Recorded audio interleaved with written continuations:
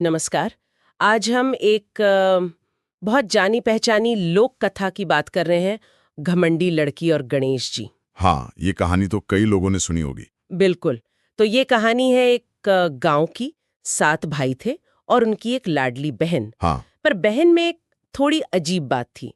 जैसे गणेश जी का नाम सुनती, चिढ़ जाती थी। हाँ, एकदम मुंह फेर लेती, अपना घाघरा झटकाती और चली जाती। तो चलिए इसी कहानी को आज जरा खोलते हैं। अच्छा।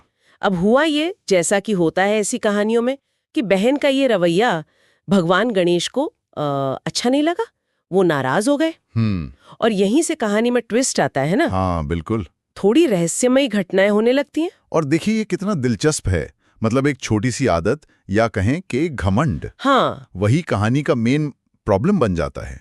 लोक कथाओं में ये अक्सर होता है कि छोटे से काम का बड़ा नतीजा निकलता है। सही कहा। तो गणेश जी के गुस्से के कारण वो बहन दिन ब दिन कमजोर होने लगी, दुबली होती चली गई। ओह। और बात यहीं खत्म नहीं हुई। गणेश जी उसे डराने के लिए रात में आते थे, अजीब अजीब रूप धरकर। अच्छा। हाँ, तो पहले 6 भाइयों ने पहरा दिया बारी बारी से, पर कोई समझ ही नहीं पाया कि भाई चक्कर क्या है, कौन आ रहा है, क्यों बहन की तबीयत खराब हो रही है। वो बेचारे समझ नहीं पाए। लेकिन फिर आया 7वां भाई। हाँ। और वो था थोड़ा होशियार, ज्यादा चौकन्ना। हाँ। उसने पहरे वाली रात क्या किया, घर के दरवाजे, खिड़कियां सब पे ताले, कड़ियां मतलब चिटकनियां वगैरह सब अच्छे से बंद की। पूरी तैयारी के साथ। हाँ, और खुद बैठ गया बहन के सिरहाने। हम्म। अब आधी रात हुई तो भगवान गणेश आए एक छोटे से भुनगे के रूप में। भुनगा मतलब वो उड़ने वाला कीड़ा। हाँ, वही। कमरे में घुस आए वो। सुबह होने से ठीक पहले जब वो भुनगा जाने लगा तो 7वें भाई ने उसे झट से पकड़ लिया। अरे वाह। और सीधा पूछा, तुम कौन हो और मेरी बहन को क्यों परेशान कर रहे हो। हाँ, ये था कहानी का टर्निंग पॉइंट। यहाँ राज खुला। बिल्कुल। तो उस भुनगे ने अपना असली रूप दिखाया, भगवान गणेश। और उन्होंने अपने गुस्से का कारण भी बताया। क्या कहा उन्होंने?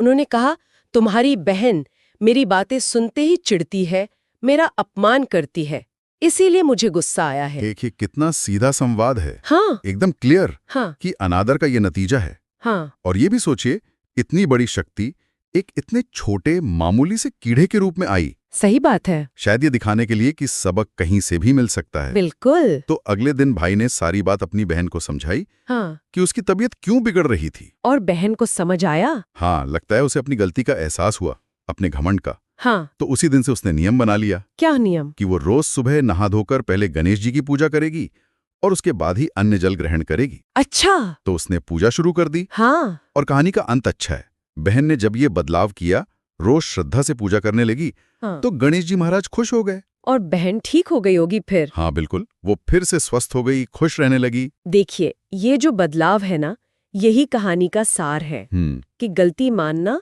और फिर अपने व्यवहार को सच में बदलना, बिल्कुल। ये कितना जरूरी है। इससे सिर्फ बाहरी हालात ही नहीं बदलते, शायद अंदर का सुकून भी वापस आता है। हाँ, ये बात तो है। और इस कहानी की खूबी ये है कि ये किसी एक उम्र के लिए नहीं है।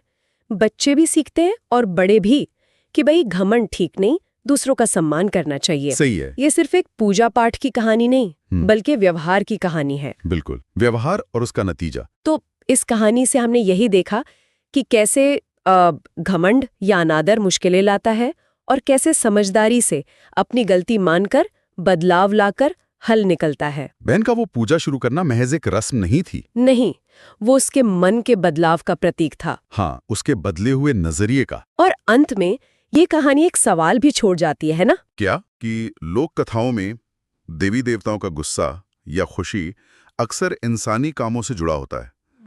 तो क्या ये हमें सिर्फ देवताओं का आदर करना सिखाती हैं? या फिर इसका मतलब और गहरा है? मतलब ये कि हमारे हर काम का, हर बात का एक असर होता है।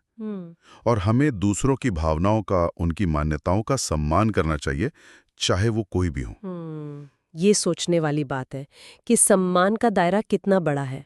हाँ, इसी विचार के साथ शायद हमें इसे देखना चाहिए।